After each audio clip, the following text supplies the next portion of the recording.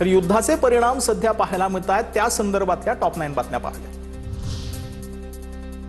तेल कंपन्यांकडून औद्योगिक डिझेलच्या दरामध्ये 2 ते 3 टक्क्यांची वाढ, दर प्रति लिटर मागे 22 रुपयांनी वाढले। औद्योगिक डिझेलच्या प्रति लिटर 87 वरून आता 67 पैशांनी हे वाढलेले आहे। त्याच्यामध्ये 109 रुपये 59 पैशांवरती आता हे दर पोहोचले।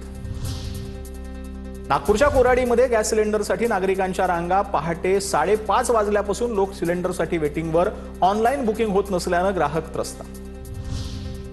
कोल्हापुरात घरगुती गॅस सिलेंडरसाठी 9व्या दिवशीही रांगा, गॅस एजन्सी ऑफिस उघडण्याआधीच गर्दी, घरगुती गॅस सिलेंडर घरपोच द्या, जिल्हा प्रशासनाच्या सूचना असूनही रांगा। गॅस सिलेंडरच्या तुटवड्यामुळे ठाण्यातील अनेक फूड स्टॉल्स बंद झालेले आहेत। काही छोट्या व्यावसायिकांकडून इंडक्शन आणि कोळशाच्या शेगडीचा वापर करण्यात येतो।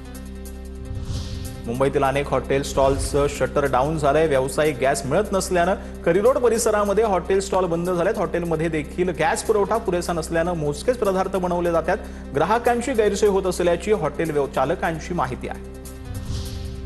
नाशिकमध्ये एलपीजी नंतर कमर्शियल गॅसचा देखील तुटवडा पाहायला मिळतो। वेल्डिंगचं काम करणाऱ्यांवरती उपासमारीची वेळ आली आहे। वेल्डिंग, लोखंड कटिंगसह मोठ्या कंपन्यांचं काम बंद आहे। छोटे कामगार अडचणीत आले। कूलर बनवण्याच्या व्यवसायाला आखाती देशातील युद्धाचा फटका, सिलेंडर टंचाईमुळे कूलर तयार करणाऱ्या उद्योगांमध्ये उत्पादन मंदावलेलं आहे। कूलरची लोखंडी बॉडी, स्टँड आणि फ्रेम तयार करण्याचं काम रखडलेलं आहे। पावडर, कोटिंग आणि रंगकामासाठी लागणारा गॅस मिळत नसल्यानं काम ठप्प झालं।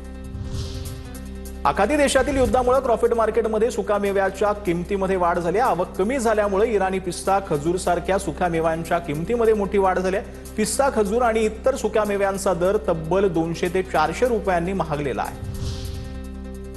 प्रीमियम पेट्रोलच्या दरामध्ये प्रति लिटर 2 रुपये 35 पैशांची वाढ झाली। ही दरवाढ केवळ प्रीमियम पेट्रोलसाठी असून रेग्युलर पेट्रोल मात्र जुन्याच दरात उपलब्ध राहणार आहे।